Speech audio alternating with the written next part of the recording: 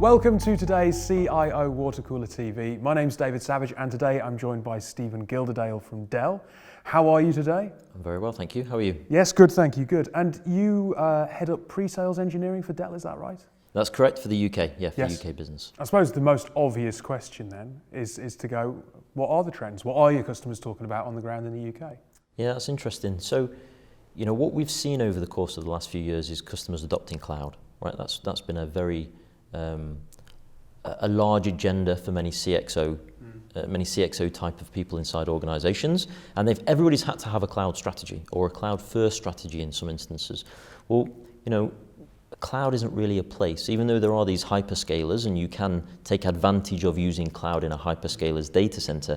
Really, cloud is an operating model. So we talk to customers about how you can build an on-prem cloud that enables you to operate it like a public cloud. In effect, it means that as a line of business inside the customer, I don't need to go to the IT department and ask you for a service and then wait for you to deliver me that service in a week or 2 weeks or 3 weeks, whatever that might be. It means I go to a self-service portal, I log into it, a couple of clicks, and I then automatically get delivered to me what I need. That enables me or my team or my developers to be way, way more productive, but we can deliver that on-prem in a customer's data center, and then where we need to burst into the cloud. So we give the customers the flexibility and the agility of running application workloads on their own data center where it makes sense.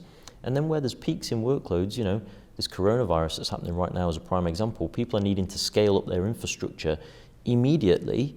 And how can you do that? Well, the cloud gives you that benefit. So I'm going to move a couple of workloads into the cloud. They may stay there for a day, a week. They may stay there for a few hours, and then we turn them off or we move them back into our own data center.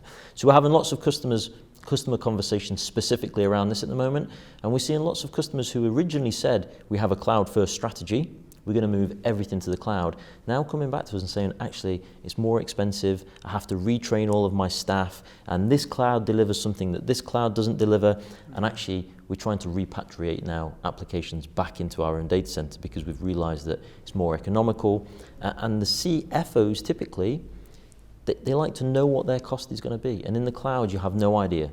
If people turn things on, the cost could massively increase. And if people turn things off, well, the CFO would be happy because it decreases. But typically the conversations I'm having at that level is we would rather a consistent. We'd rather know what we need to plan for because we cannot absorb the bursts in costs. Who is the chief decision maker then? You're mentioning the CFO there. Traditionally, you would have thought of the CIO being the person that looks at that technology landscape. But I suppose as it moves more and more to being a utility, then it is a financial decision. Yeah. So whenever customers now are either looking, you have a big challenge as a customer. Do I modernize my current infrastructure? Do I buy a service? You know, do I try and buy, so let's say I've got an application that's 5 or 10 years old, maybe it's a HR application, it's worked fine, it's not been a problem. However, I now need to modernize it. It's come up for refresh or the vendor's gone out of business or whatever it might be. Do I build a platform? Do I build my own platform? I have in-house developers. Do I go and buy an off-the-shelf platform, or do I buy it as a service? You know, and basically log into a website and pay for software as a service and pay a subscription model. So all of those things have different cost implications to them. Some of them have OPEX, some of them have CAPEX, depending how you utilize them and how they're used inside the organization.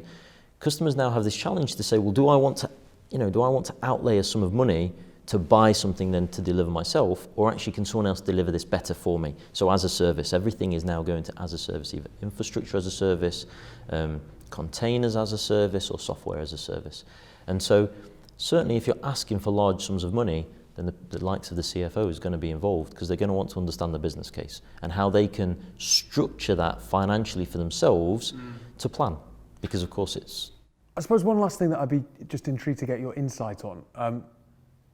When you kind of think of the way that the financial services have adopted technology or their approach to, say, cybersecurity, it's always been very, very risk-led, and in the last few years that's changed, and they've realised that they can't be so bound by risk. Where you've got something like cloud, and you've got a lot of organisations who are coming to technology perhaps for the first time, or they were early cloud adopters, now they're looking at it for a second time. Is the mentality in the marketplace a risk-led approach that they have to adopt in these technologies to stop themselves falling behind?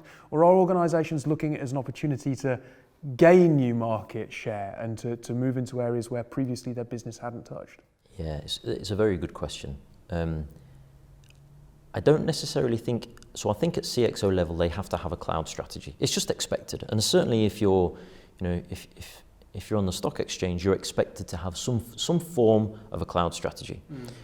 Now, a cloud strategy is very different for different industries, for different verticals, for different types of customers. And like I said, that could be a hyperscaler public cloud, it could be a private cloud. We believe that it will be a multi-hybrid cloud. Therefore, you're going to build clouds on-prem, you're going to utilize the hyperscalers, and you may, most likely, utilize different hyperscalers as well.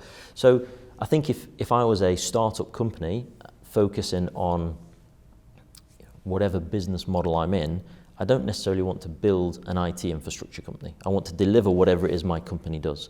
Therefore, utilizing a public cloud in that case is going to be the most cost efficient, because I don't necessarily have an IT team. I might be a team of 5 or 10 people trying to launch a not-for-profit. If I'm trying to do that, I don't want to own IT. I want to take advantage of the cloud. And the hyperscalers are good in that instance. But as that grows, it brings complexity. And then you have a decision to make. And that decision is then, do I need these services? Actually, is it going to become more efficient as the organization grows to a certain point? Is it going to become more efficient to run it in-house? So you mentioned the financial services industry. Certainly many of the large financial institutions that I speak to are interested in cloud, but part of their problem is, how can they make sure that the data sovereignty, so they stay in country? Many cloud providers move data around the different geos. Well, if I'm a UK-based bank, then my data on UK citizens needs to stay within the walls of the UK. Challenge. You can't guarantee that with cloud providers.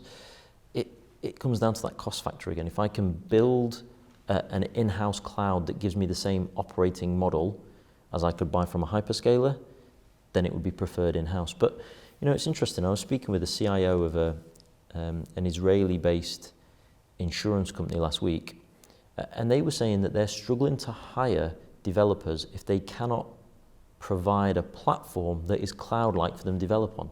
So what I mean by that is, it's now got to the point of actually hiring talent and bringing talent into the organization. It's a bit like, depending what mobile phone you're going to get might depend who you're going to work for, right? If you're going to get what type of laptop you're going to get. Well, developers are now saying, depending what type of platform I'm going to develop on, that is a key attribute of whether I'm going to want to choose to come and work for you or not.